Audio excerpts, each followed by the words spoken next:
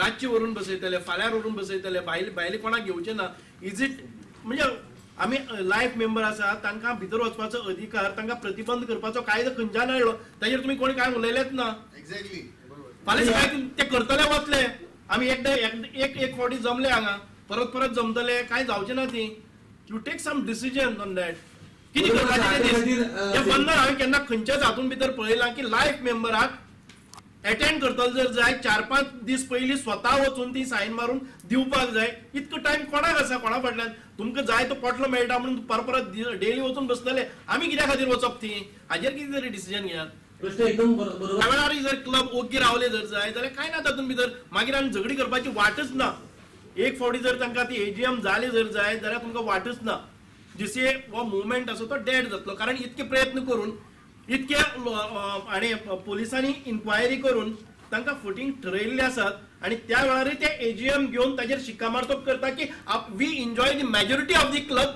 We are not associated. ते दाखोवपाक इतके सोदतात की we are not associated with the government cannot take any decision because म्हणजे फायनान्शियल इम्प्लिकेशन्स ना जावं बाकीचे. आमी बीसीसीआय कडेन सरकार तांचेर एक्शन घेवचे ना. सगळे जे मेंबर तांणी भितर घालून पयले दीस रातचे दवरिल्ले ते तांच्या फावरान उलयतले. बाकीचे जे विरोधक आसात ते भायर उरतले. हो सगळो जमाव आसा तो तांच्या फाटल्यान करतले. ताजे नंतर तुमी एक्शन कितें घेतले? जीसीए ना जर जाय जाल्यार सोडून दिवपाक जाय. पोलिसांनी चोर म्हणून त्यांना डिक्लेअर केल्या. त्यांच्यानी मीटिंग सुद्धा घेवपाक त्यांना रायट ना. हेजेर आनी लायफ मेंबराकडे रिक्वेस्ट करता. लायफ मेंबराकडे दुसरी ओन्ली फक्त तुमचो सेंच्युरी क्लब आनी पैसे गेल्या पळय ते आनी पैसे वतले तांचेर केसीस 5 वर्सां तरी 5 ते 6 मेंबर आसा. म्हणजे कितें लॉस जाला? सरकार म्हणटा आपले कितें लॉस जाला, बीसीसीआय म्हणटा आपले कितें लॉस जाला. लॉस कोणाचे जालेना? लॉस एक क्रिकेटीचे जाल्ले आसा. आतां पर्यंत एक खेळपी आमचो खंयच कोण पावलो ना. आमी तें चिंतनात की हे पयशे येता कित्या खातीर? गोंयची क्रिकेट डेव्हलप जावपाक टॅलेंटेड यूथ आसा तांकां न्याय जस्टीस मेळपाक गोंया भितर खंय तरी डेव्हलपमेंट क्रिकेटी भितर जावपाक जाय. आमी प्रत्येकान जर चिंतलें की म्हजे लॉस काय जातलो, फाल्यां टार्गेट हांव जातलो, आयज टार्गेट सगळ्यांनी जावपाचें. हे अशें माजरा भशेन सदांच उडून तकली सकयल घालून रावचे परत एक फावटी तरी आमी उठपाक जाय न्ही. We have to barge in. We have to barge in. सरकाराक जाग येतली की गेट सोडून घालपाक जाय. लॉ अँड ऑर्डर जातले. We are not responsible. You are denying our fundamental right. We have got every right to participate in the general body. We get the only opportunity to speak in general body, not otherwise. या इश्यूचेर आमकां आयज हांगा उलोवपाक मेळना. We get only one opportunity during the AGM's time, and that also you are denying. Player कोण आहे? I mean, we have to barge in.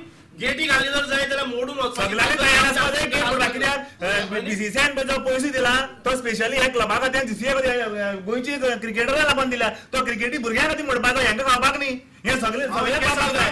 हे जे तुम्ही म्हणटात 142 lakhs crores कितें आसा पळय न्ही, they can spend every paisa now again to remain in power for another 10 years to get more crores. हे पैसे तांकां मोडपाक काय जावचे ना. ते गुंड भाड्याचे हाडटले, कितें करतले, हे सगळे तांचे पैशांच्या ताकदीचेर आसपाक जाय. तांचे कडेन आसतलेय बी. आमी करपाक जाय की क्रिकेट जर जिती दवरतली, क्रिकेटीक जर न्याय मेळटलो जर जाय, ह्या सगळ्या क्लबांनी, रणजी प्लेयरांनी आणि लायफ मेंबरांनी ती we got to barge in forcibly if they deny right to attend our meeting. आम्ही सगळे तुमच्या बरोबर आसा. 12 तारखेक मोर्चा व्हरपाचो. मोर्चा न्ही रे बा, मोर्चा घेऊन वचपाचो, गेटी मोडपाच्यो आणि त्या जनरल बॉडी अटॅक जावपाचे. आतां न्हू आमकां कांयच करपाची गरज ना. जे लोक येतात तेणी जनरल बॉडी भितर घेवपाक जाय. जनरल बॉडीक आमकां उलोवपाक मेळपाक जाय न्ही. हांवें जनरल बॉडी घेना जाल्यार गेट मोडपाची. काडपाक जाय, उपाय काडपाक जाय. इतको लॉ अँड ऑर्डर जावचे पयलीं एक तर बीसीसीआय निर्णय घेवपाक जाय, नाल्यार सरकारान निर्णय घेवपाक जाय की गोंयची ही अशी हे जाता, उद्ध्वस्त जाता क्रिकेट, तेन्ना कोणी तरी जागे रावपाक जाय. नाजाल्यार जाय डेफिनेटली लॉ अँड ऑर्डर जातली, 100% जातली. आणि जाल ताका जबाबदार आमी 100% हाडची ना. कारण हे बीसीसीआयने नोंद घेवपाक जाय आणि सरकारान नोंद घेवपाक जाय. 100% ते जातले. आनी बाळो म्हणटा सगळे खबर आहा कितें करपाक जाय म्हणटा. आणि त्या मिटिंगेक ते कितें ठरवू शकता आणि कितें ठरयतले त्या खातीर सगळ्यांनी वॉर्ड प्रमाणे थंय रावपाक जाय. आणि त्या दिसा 12 तारखेक आमी प्रत्येक जण भितर पावन त्या सभेक पार्टिसिपेट जातलो हाजेर लक्ष दिवपाक जाय. आणि बरोबर येता आसतना जे लायफ मेंबर आज येवं शकना किंवा क्लब मेंबर येवं शकना तांकांय बी तुम्ही विनंती करपाक जाय आणि तांकां त्या जाग्यार हाडपाक जाय. काय घडले असं की GCA मधले जे आधीपासूनचं भ्रष्टाचाराची प्रकरण आणि आता हे जे नवीन प्रकरण आलं आहे, तुम्ही जे सगळे जनरल बॉडी मीटिंग मागवत आहेत आणि त्यासाठी हा जो तुमचा प्रयत्न चालला आहे, काय घडलं आहे, कसं घडलं?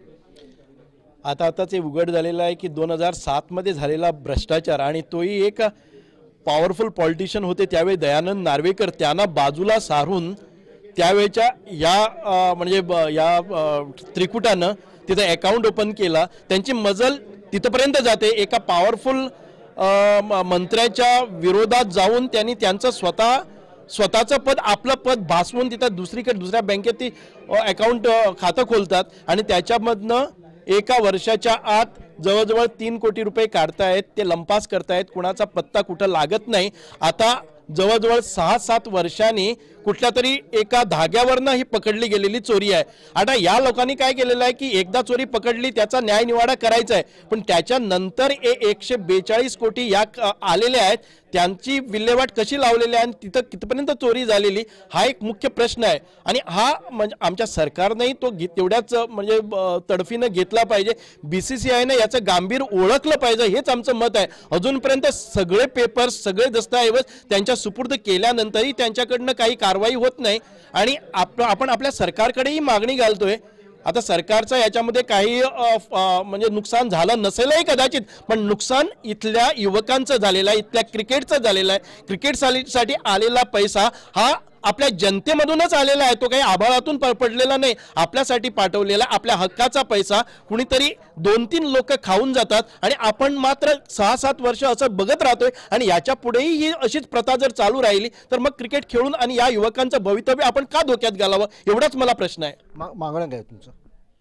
मागणं एवढंच आहे की ताबडतोब हे GCAचं बरखास्त करून त्याच्यावर ती न्यायालयीन चौकशी, म्हणजे कुठल्याही संस्थेमार्फत एक निपक्षपातीपणे चौकशी झाली पाहिजे. आणि जे काही फ्रॉड झालेलं आहे, मिसअप्रोप्रिएशन झालेलं आहे, ते सगळं चव्हाट्यावर, म्हणजे त्यातली आपण वसुली केली पाहिजे.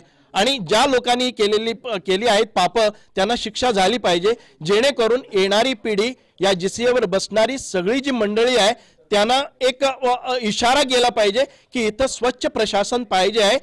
जेवढ्या तरुणांचं जे भवितव्य तुम्ही उद्ध्वस्त करू नका, त्यांना चांगल्या प्रतीचे मैदानं द्या, त्यांना चांगल्या प्रतीचे म्हणजे खेळाच्या विकासासाठी जे काही पाहिजे त्यांना उपलब्ध करून द्या, एवढीच मागणी आहे. ज्यावेळेस ही संस्था GCAचं हे बाळू फडके म्हणा किंवा दयानंद नार्वेकर म्हणा, हे सगळे जेव्हा पदाधिकारी होते तेव्हा तुम्ही सुद्धा GCAमध्ये होतात.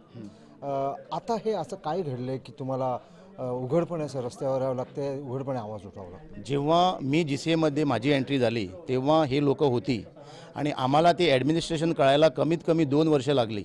आणि 2 वर्षानं आम्ही गव्हर्नमेंटकडं मोठ्या संख्येनं आम्ही सगळ्या मेंबरना घेऊन मी स्वतः गव्हर्नमेंटकडं गेलो आहे की बाबा ह्या असोसिएशनमध्ये मोठ्या प्रमाणात करप्शन चालतं आहे, कारण ते मॅनेजिंग कमिटीला कुणालाही विश्वासामध्ये घेत नाही आणि म्हणजे सगळं पोस्ट फॅक्टो अप्रुव्हल, कुणालाही एक शब्दानंसुद्धा ते कुणाला काही विचारत नाही. आणि ह्याकरिता तुम्ही कोणत्याही परिस्थितीत त्यांना एक तर त्यांना काहीतरी करा, नाहीतर त्यांना ॲटलिस्ट एक ॲडमिनिस्ट्रेटर तरी घाला, ही आमची पूर्वीपासून मागणी होती. याच वर्षी अशी नाही आहे. मी जवळजवळ मला 6 वर्ष झाली GCAमध्ये, 1.5 वर्ष मला तिथं शिकायलाच मला टाईम गेला आणि 1.5 वर्ष मी त्यांच्याबरोबर स्ट्रगलच केलं आहे. ते स्वतःच्याकरिता स्ट्रगल केलं नाही, माझ्या सांगेवरची ग्राउंड जो आहे तो त्याने कुठल्याही परिस्थिती डेव्हलप न करण्याचा विचार ठेवला होता. मी माझ्या अदर कमिटीच्या मेंबरच्या द्वारे आम्ही ते कसंही करून तो डेव्हलप पण केलेला आहे. सो त्याकरिता आमचं स्ट्रगल होतंच. आणि बिसाइड्स दॅट हे सगळीकडे आमचं फ्लड लाईट करप्शन, स्कोअरबोर्ड करप्शन, प्रत्येकडे एका शब्दानं सुद्धा त्याने आम्हाला सांगितलेलं नाही आहे. हे सगळे मुद्दे तुम्ही जनरल बॉडी मीटिंगमध्ये मांडलेले, जनरल बॉडीमध्ये काढून त्यांच्यावरती आमची एक ठराव सुद्धा घेतलेला आहे की यांच्यावरती त्वरित कारवाई करायची. कारण हाको इंजिनिअरिंगला त्यांनी 26 लाख रुपये दिले. GCAच्या लेजरमध्ये असं लिहिलं की त्यांनी त्या मशिनरी परचेज करिता दिलेले आहे. चेक इश्यू केला आहे कुणाला, S राजशेखर म्हणून, आणि ते पैसे काढले समीर या माणसानं. आता हा इश्यू गव्हर्नमेंटने जी इन्व्हेस्टिगेशन कमिटी अपॉइंट केली होती, त्या इन्व्हेस्टिगेशन कमिटीने पण अपॉइंट केली आणि आम्हाला हेमंत तांगलेनं एक कंप्लेंट पण दिली. त्या कंप्लेंटच्या द्वारे आम्ही आमच्या मॅनेजिंग कमिटीमध्ये असा निर्णय घेतला की बाबा हे पैसे या दोन्ही लोकांनी, कारण त्या चेकवरती सही बाळू फडके आणि चेतन देसाईंनी मारलेली, आणि त्यांना आम्ही विचारलं अक्षरशः ते त्याने आम्हाला काही एक शब्दसुद्धा नाही सांगितले, आम्हाला माहीत नाही, हे नाही ते नाही असं करून केलं आहे. आणि त्या मॅनेजिंग कमिटीमध्ये आम्ही असं डिसिजन ठरवलं की बाबा त्या लोकांनी पैसे परत पाठवायचे. आणि आम्ही तेव्हा शेखरसारखं जेव्हा प्रेसिडेंट होते त्यांना लेटरसुद्धा इश्यू केलं होतं की बाबा 18% इंटरेस्टने तुम्ही हे पैसे परत द्यायचे. आज बसून ते पैसे दिलेलेच नाहीत आणि इव्हन ते इतक्या असोसिएशनमध्ये देणं असून सुद्धा आज ते त्या पदावरती इलेक्शनमध्ये फॉर्म भरून सुद्धा ते आज प्रेसिडेंट आणि सेक्रेटरी झाले. ते आमचं दुर्भाग्य आहे. आम्ही मागच्या वेळेला त्यांना आमच्याकडे लेखी प्रूफ आहे. डॉक्टर शेखर साळकरने त्यांना लेखी दिलं होतं की बाबा तुम्ही हे DCAला देणं आहे, तुम्ही द्यायला पाहिजे म्हणून. देसाई साहेब, असं एक म्हणलं तुम्ही आता सांगे क्रीडांगणाचा एक प्रश्न उत्पन्न केला आहे की सांगे क्रीडांगण डेव्हलप होत नाही आहे. पण सांगे क्रीडांगणाची जी जमीन आहे त्याची जी सेल डीड झाली त्याच्यामध्ये काहीतरी घोटाळा आहे असाही आरोप होते. काय सत्यस्थिती? सांगेच्या सेल डीडमध्ये कुठलाही घोटाळा नाही आहे. ती सांगेची जमीन म्हणजे त्या मालकानं स्वतः प्लॉट तयार केले होते. म्हणजे जे प्लॉट आम्ही 4000 स्क्वेअर मीटर 2000 स्क्वेअर आम्ही जवळजवळ 19 प्लॉट एकाच बरोबर घेतलेले आहे. 19 प्लॉट आम्ही बरोबर घेतलेले आहेत. आणि हा प्लॉट आम्हाला सांगेल जेव्हा आमच्या मुलांना कुठेही ग्राउंड नव्हता त्याकरून आम्हाला कोणत्याही परिस्थितीत आम्हाला GCAला एक ग्राउंड पाहिजे होता. आणि त्यांनी सविस्तर पेपरवरती ॲडव्हर्टिजमेंट वगैरे देऊन त्या मालकानं आम्हाला ॲप्लिकेशन केलं आहे. आणि आम्हाला जेव्हा लोवेस्ट रेट आली आम्ही त्याला ही सविस्तर फॉर्मॅलिटी परफॉर्म करूनच आम्ही तो जागा घेतलेली आहे. आणि त्यावेळेला बाळू फडके जो उगा तो पेपरवरती काहीतरी म्हणजे फेक जो न्यूज पाठवतो हे फक्त जे डायव्हर्शन करायला, कारण स्वतः ते सापडलेले आहेत, त्यांच्यावरती FIR चार्ज झालेला आहे. आम्ही FIR चार्ज होण्यापूर्वी मी कधीही प्रेसमध्ये गेलो नाही मी कंप्लेंट केली नाही म्हणून.